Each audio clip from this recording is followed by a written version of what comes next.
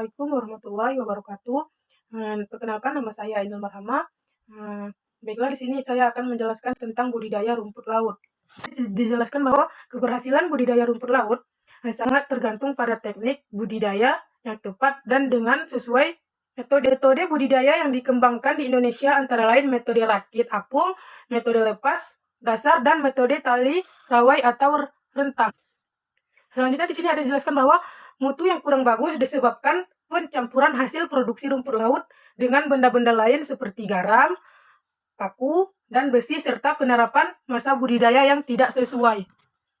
Selanjutnya di sini ada lokasi budidaya.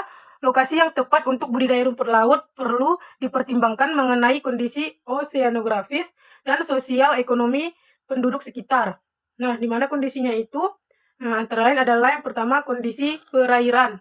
Di sini kondisi perairan adalah sangat mendukung dalam proses budidaya. Hal ini dapat dilihat dari ciri perairan di lokasi yang memiliki ombak yang relatif tenang, tidak terlalu besar akibat terlindungi oleh pulau-pulau kecil serta karang di sekitarnya. Kemudian di sini ada angin yang tidak begitu kencang, bersih dari pengaruh limbah industri dan limbah rumah tangga. Kedalaman perairan ini berkisaran 1 sampai dengan 5 meter, yakni berada sekitar 200 meter dari tepi pantai sampai 500 meter ke tengah laut. Selanjutnya ada dasar perairan yang paling baik bagi pertumbuhan rumput laut adalah dasar perairan yang stabil, yang terdiri dari potongan karang mati bercampur dengan pasir karang.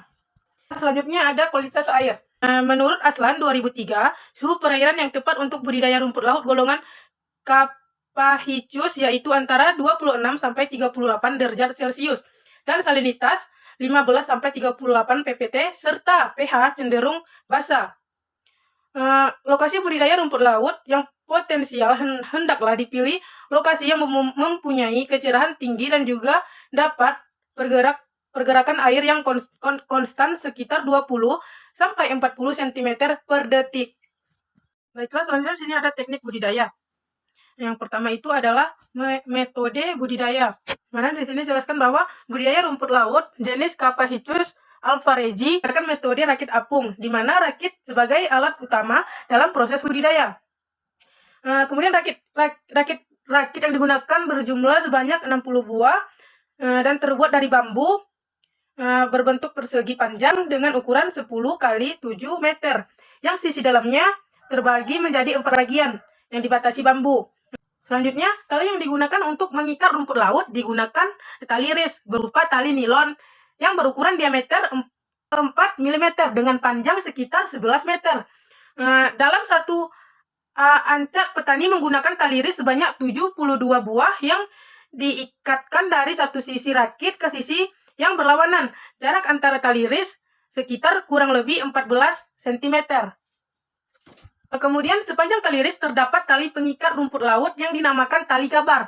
Tiap tali gabar memiliki panjang kurang lebih 20 cm, berjumlah 7 buah tiap risnya. Pada bagian tengahnya diikatkan secara kuat pada tali ris sehingga kedua ujungnya bergelantungan bebas dan kemudian dapat digunakan untuk mengikat rumput laut. Setiap ikatan antara tali gabar berjarak 10 cm dalam satu tali ris.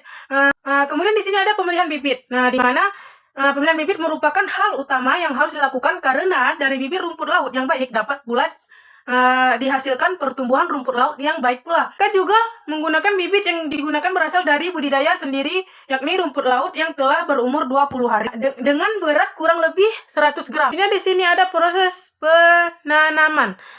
Bibit rumput laut yang berukuran besar dipotong menjadi lebih kecil. Kira-kira apabila ditimbang memiliki berat sekitar kurang lebih 100 gram. Selanjutnya proses pengikatan rumput laut di lokasi studi lapang. Kemudian tali ris diikatkan ke rakit dengan jarak kurang lebih 14 cm satu sama lainnya. Setelah itu langkah berikutnya, setelah tali ris diikatkan, rakit ditarik ke lokasi budidaya yakni sekitar 200 meter dari pantai hingga 1 mil laut. Terakhir yakni mengikatkan tali pengikat rakit ke jangkar ataupun pasak yang ditancapkan di dasar perairan. Kemudian di sini ada pemeliharaan. Pemeliharaan meliputi pengontrolan rakit sebagai tempat budidaya, pengontrolan tali ris sebagai pengikat rumput laut, dan pengontrolan terhadap tanaman rumput laut dari hama dan penyakit. Kualitas perairan di tempat budidaya tergantung dengan cuaca tiap harinya. Kemudian di sini ada pemeliharaan dari penyakit ice. Di sini dikatakan bahwa penyebab penyakit ice disebabkan perubahan kualitas air yang fluktuatif yang tidak dapat dikontrol. Sedangkan penyakit white spot dapat dikontrol dengan penurunan sedikit posisi rakit ke dalam perairan agar terhindar dari sinar matahari yang berlebihan. Pemeliharaan ini harus secara intensif dilakukan dan tidak boleh ditunda. Rumput laut Capahicus alverizi yang telah mencapai berat kurang lebih dari 500 gram dilakukan pemanen hari. Selanjutnya di sini ada hambatan budidaya. Selama masa pertumbuhan, rumput laut mempunyai masalah utama yakni serangan hama dan penyakit yang mengganggu, yaitu serangga ikan baronang yang berkelompok. Serangan hama lainnya adalah tritip yang menempel pada bambu dan tali iris dan rakit. Masalah lainnya yaitu penyakit yang menyerang rumput laut bersama ice yang menyebabkan tanaman tampak memutih. Kurangnya metode yang tepat untuk pengeringan rumput laut sehingga petani kesulitan mengeringkan rumput laut pada waktu musim penghujan. Mungkin hanya ini yang dapat saya sampaikan.